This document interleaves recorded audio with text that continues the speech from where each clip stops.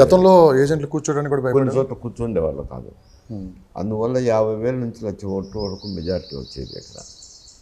ఇప్పుడు అటువంటిది pre voting జరిగింది కాబట్టి అక్కడ ఉన్న సమాచారం మేరకు ఒక ఓటు జగన్మోహన్ రెడ్డికి వేసిన, ఒక ఓటు షర్మిల గారికి వేసినారు. క్రాస్ ఓటింగ్ జరిగింది.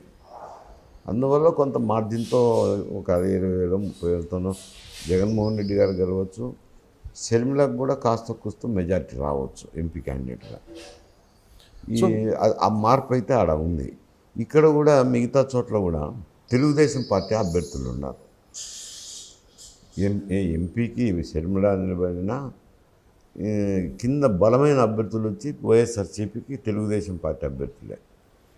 కాంగ్రెస్ పార్టీ కూడా అభ్యర్థులు నిలబెట్టినారు, కానీ వాళ్ళు కొంచెం బలహీనమైన వాళ్ళు. అందువల్ల తెలుగుదేశం నుంచి కూడా క్రాస్ ఓటింగ్ జరిగింది.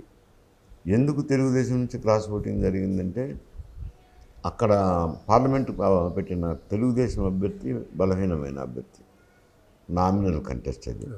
అందువల్ల తెలుగుదేశం నుంచి కొంత క్రాస్ ఓటింగ్ జరిగింది, వైఎస్ఆర్సీపీ నుంచి కొంత క్రాస్ ఓటింగ్ జరిగింది. తర్వాత నియోజకవర్గంలో ఉన్న మైనారిటీ సోదరులు, ఎందుకంటే వాళ్ళు కాంగ్రెస్ పార్టీకి ఓటు వేసేదానికి దేశం మొత్తం మీద ఒక నిర్ణయం ఉంది కదా. ఆ నిర్ణయం మేరకనండి షర్మిల మీద అభిమానం ఉండని దాంతో గంపగుత్తగా ముస్లిమ్స్ అంతా పార్లమెంటుకి అయితే కాంగ్రెస్కి వేసినారు. అందువల్ల ఆమెకు డిపాజిట్ కూడా దక్కుతుందో లేదో అనే పరిస్థితి నుంచి గెలుపు ఓటములు దగ్గరికి వచ్చి నిలబడింది. కడప జిల్లా వాసుల్లో మార్పు ఏమైనా కనపడుతుందా? మార్పు కోరుకుంటున్నారా గతంతో పోల్చుకుంటే ఇప్పుడు జరిగిన 2024 ఎన్నికలను బట్టి? మార్పు అంటే కొన్ని సీట్లు అయితే వస్తాయంటున్నారు. 4-5 సీట్ల వరకు అంచనాలు. కడప జిల్లాలో ఎప్పుడు వార్ వన్ సైడే ఉంటుంది, కానీ ఈసారి అలా లేదు. వన్ సైడ్ ఎప్పుడు లేదు. 4-5 సీట్లలో అయితే గెలుపుకు అవకాశాలు ఉన్నాయి అంటున్నారు. సో మీకున్న సమాచారం ఈ బీజేపీది అలయన్స్ లేకపోతే ఖచ్చితంగా ఇంకా ఒక 2-3 సీట్లు వచ్చింది ఎక్స్ట్రా. కానీ బీజేపీ అలయన్స్ లేకుండా ఈ 2024 ఎలక్షన్ చేయడం కష్టమని భావించే బీజేపీని కలుపుకున్నారు. అదే ఈరోజు ప్లస్ అయిందని చెప్పి కూడా పెద్ద ఎత్తున చర్చ నడుస్తుంది. కొన్ని పోలీస్ డిపార్ట్మెంట్లో కొన్ని మార్పులు చేర్పులు చేకూర్చడం, సానుకూలంగా ఓటింగ్ జరిగిందని చెప్పి కూడా అంటున్నారు. నిన్న వైఎస్ఆర్సీపీ వాళ్ళు ప్రెస్ మీట్లో కూడా చెప్తుంది ఏంటంటే పోలీస్ డిపార్ట్మెంటు మొత్తం ఒక సైడ్ అయిపోయింది, తెలుగుదేశం పార్టీకి అనుకూలంగా పనిచేశారు, స్వేచ్ఛగా ఓటు హక్కుని వినియోగించుకొని కొన్ని చేశారని చెప్పి కూడా నిన్న కొంతమంది మంత్రులు ఎమ్మెల్యేలు కూడా ప్రెస్ మీట్లు పెట్టి చేయడం జరిగింది. సో అధికారంలో ఉన్న వాళ్ళు ఈ విధంగా మాట్లాడటం దేనికి సంకేతం? అంటే అది ఒక రకంగా ఓటమిని అంగీకరించడం అంటారు.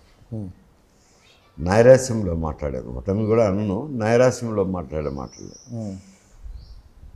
పోలీసు యంత్రాంగం ఎన్నికలకు ఉపయోగపడుతుంది అని ఎన్నికలకు పోయే పార్టీ, రాజకీయ పార్టీ ఏదన్నా ఉందంటే అది ఆత్మహత్య సదృశ్యమే. కానీ ప్రజలు ఓట్లేసేవాళ్ళు వాళ్ళ అభిప్రాయము అభిష్టం మేరకే ఓట్లేస్తారు. కానీ ఈ పోలీస్ యంత్రాంగం బలవంతంగా వాళ్ళతో ఓట్లు వేయించగలిగే శక్తి సామర్థ్యాలు ఎంతమంది ఉంటారు? బూత్కు 3 కానిస్టేబుల్ ఉంటారు, ఏదో స్పెషల్ ఫోర్స్ అన్ని జీపులో వాళ్ళు తిరుగుతుంటారు. అంతే. వాళ్ళు పోయి బూత్లోకి పోయి వీళ్ళని బలవంతం చేసి ఓట్లు వేయిస్తారు అని అంటే రాజకీయంగా అనుభవం లేని వ్యక్తులు మాట్లాడేది. కానీ వైఎస్ఆర్సీపీ అది పెద్ద మిస్టేక్ ఇదే అనుకోవచ్చా?